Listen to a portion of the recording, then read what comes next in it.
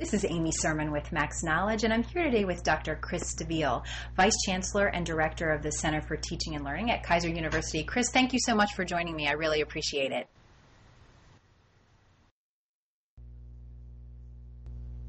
Well, thank you. I'm glad to be here. We're going to be talking a little bit about the relationship and the similarities between student preparation and faculty support. And Chris, to start us off, why don't you tell us just a little bit about your background as it relates to our topic? Oh, it's great. My topic is the Assistant Vice Chancellor for Teaching and Learning over at Kaiser University and Kaiser Career College. I do a lot with faculty preparation, development, enrichment, but also what I found is also you have to look at the student segment. So my background is going to be in education, educational philosophy, educational practice, being a teacher for 14 years, and then also working as the director for the Center for Teaching and Learning, and now moving up to Assistant Vice Chancellor. That's my background in preparing faculty to help student learning and also helping students directly. Wonderful. Well, you're a great person for us to talk to about this particular topic. First, can you explain the link between student preparation and faculty support to start us off? Yes, there is a link in the sense that the notion is learning. Rather than focusing on faculty and how to teach, we want to look at it as how both students and faculty are learners. And so the relationship is how both the student and faculty view their own learning. And so the link is that as a faculty developer, you not only want to develop the faculty, let's say you're going over a new method on learning styles or graphic organizers or concept mapping, you also want to get the students to know about those instruments as well. Because a lot of times the students themselves may not see the value into it unless they are directly supported by administration in, let's say, a student seminar, but also the faculty need to know how to reinforce that. So I take a two-prong approach with both faculty and with students on several concepts such as graphic organizers or visual learning or visual tools, concept mapping. And so I go in and show the students how they're used, but also show the faculty also on how they're used as well so they can reinforce it when I leave the seminar situation. And so by reinforcing both parties, you reinforce them both as learner, but also showing them how to become an expert learner. So both faculty as learner, learning how to teach, and how to improve student learning, but also the students themselves, because a lot of times I find students are their own worst enemy, so to speak, because they themselves bring a lot of their own predetermined ideas of what studying is, but a lot of them are not effective. They're just thinking, let me read and highlight the book. Sure. That's not necessarily learning. They're very low level type of learning or memorizing. So the faculty and students need to know both elements, and that usually works out very well in the areas that I've done it at Kaiser and also at Kaiser Career College. You know, that segues us nicely into my next question, which is you have I've heard you say a lot when you've spoken before about metacognition and comprehension as it relates to learning. Can you talk a little bit about that? Yes, metacognition as an idea is what we call reflective learning or reflective practice. And also it leads into what we call mindful learning or mindfulness. Mindfulness is being aware about learning. So, for example, at the end of a session or at the end of class, a faculty can ask a student or a group of students or a class, instead of saying, are there any questions, you can ask, what are the major ideas we learned today in class? Before you leave, we have to write down 5 items or write a paragraph on what did we learn today in class, rather than asking, are there any questions? But also another way to include that is also having the students write down what they don't know yet. Because what happens as a novice learner, which is many students are both in content and in how to learn, is that you want to show the students that they may not know something. By asking a general phrase such as, are there any questions, the student as a novice learner may not know what they don't know. So in order to make it explicit, you want to look at, well, let's write down what we've learned, but also what are you unclear on? This helps focus the student as learner to go, okay, now I can figure out, maybe I can ask a classmate, or now I have something to ask the instructor on something targeted of what they don't know. So metacognition is great for students, but also for faculty. That's the root to me, is what I call faculty enrichment, is the reflective element, being meta-aware, metacognitive, thinking about our own thinking and thinking about how we learn. So that's what we call the reflective practice. So metacognition is what I strive for in my faculty enrichment activities, and also, again, with students, to be, how do we become aware about comprehension? To me, comprehension is the key.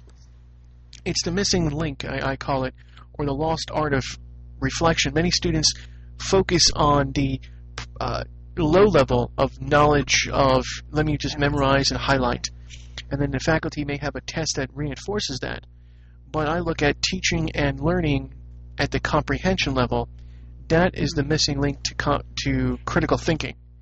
Because you have to, critical thinking assumes that you know or understand what the concept is about. So if you memorized what is X, but now the question is going to be, which of the following is best describes X, you need to have comprehended that before you need to learn what that is. So if you're at the knowledge level, that's going to be more difficult, not impossible, but more difficult, and students' times are more valuable, and so what I show is the quality of studying. Quality is the comprehension. So I encourage faculty and students alike to both study and teach at the comprehension level, which helps critical thinking because it provides the foundation crux of learning. So, and that's wonderful. Chris, you just gave us a wonderful tip about the type of questioning that an instructor could use with a student. Can you give us maybe one more tip that you use in your faculty enrichment or your student direct student contact that really does help to promote student success? What I look at is also with graphic organizers. For example, yes, PowerPoint is great, it's awesome, but you have to know how to use it and use it effectively. And what I find working with students is having an applied activity, meaning that even if you have to control your lecture time and you have to control how long it is. So 30 to 40 minutes you have to stop. I don't care where you are in your lesson, stop at no more than 40 minutes. The reason why is because the more quantity you go, learning will go down. So it's an inverse correlation between learning and quantity. And so then you would recommend to go into a applied activity immediately afterwards for no more than 20 minutes. So an applied activity could be something such as having the students create a graphic organizer of what it means to them. So it's a visualization, such as a note web or a Venn diagram if it's comparison and contrasting. And then show your students, A, how to do that, but also show your faculty how graphic organizers could help with comprehension, especially in your allied health fields. They're terrific because a lot of people pass the NCLEX, or if it's an OTA department, or if it's an LPN department, or if it's an MA department. A lot of students like that visualization, and then going in with that, such as a graphic organizer, for 20 minutes. No more than 20 minutes, up to. And then do a 10-minute reflection. I call it the 30-20-10. It's my own invention of the concept. It's a 30-20-10 approach, and to how classroom pacing work. And so I do that with faculty and then show them how that would work. But in my faculty sessions, I have them go through the concept, but then I have them reflect on how it would work. And again, it's a rule of thumb, so they can adopt it any way they would like. My goal is to be mindful that if they come up and they want to know how to pace a course, to rely on this particular way of looking at the course, rather than looking at it very, I do my lesson, I go for 2 hours, and I stop and ask, are there any questions? How that mode is ineffective, and here's why. So I show them the 30-20-10 approach, and then show them how to, and then take it and how could that work in your classroom. And so that's another effective way to get students involved, and then also, but it also accounts for the learning curve as well. What I do with the students also, I show them the SQ5R method, which is on the internet, you can Google that, and I show them how to read a textbook. And I go through that mode as well in my seminars. Because if you do student seminars, you have to show them with their textbook. Because a lot of them are afraid of the textbook, a lot of them don't open it, but you got to show them how it works, especially what's called chunking. Chunking is a concept where you can use your subheadings. A lot of authors who write textbooks use the subheadings, and they're in different colors. Some are red, some are blue. But you got to show students that the colors match. That's one chunk, and that they should go through that and turn the subheading into a question, And that question helps students pick out the main idea, which is comprehension. And are able to do that. Also to translate charts and graphs into a graphic organizer. See, the act of doing it helps students translate, and that's so they learn through the activity rather than trying to memorize what's in the book. So those are some of my other concepts that I go over with students and with faculty. Wonderful. Well, Chris, these are fantastic tips. I know you've probably got a million more. I know you have a million more. Our interviews are short, and we really appreciate the time you've taken to give us a few tips about both student preparedness and faculty development and enrichment and support, and how those are connected all towards student success. Thank you so much. Not a problem. May I ask? Please. I was going to add one more. Yes, please do. One more. Yes. Oh, not a problem. One more, which I found very effective with students, is vocabulary. How to show students, especially in allied health, on how to study for vocabulary is what we call episodic memory. So what you want to do is you want to look at how to draw a picture with a word. So, for example, if your students make flashcards are great, but the traditional flashcard has a word on the front and a word and a meaning on the back. Very behavioral, but very low level. And here's why. What you would want to do, and what I recommend with students, and a lot of them found it very effective, and feedback's been good, and also with instructors with pass rates also show that this has been an impact. What you want to do is on the front of the flashcard, have your students draw a picture of what the word means to them. And underneath that picture, have them write the word out phonetically. On the back of the flashcard, have them write the definition, but a working definition, which means in the chapter, not from the glossary. Try to have your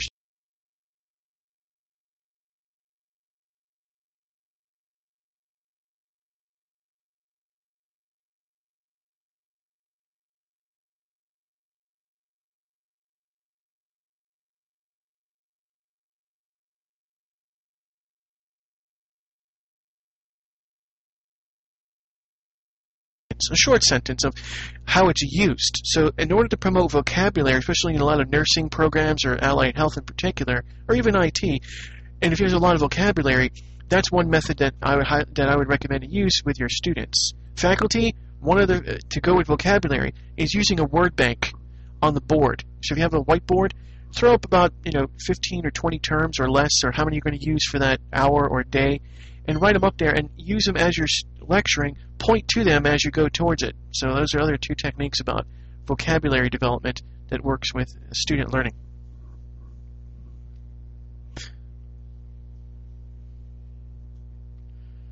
So I'm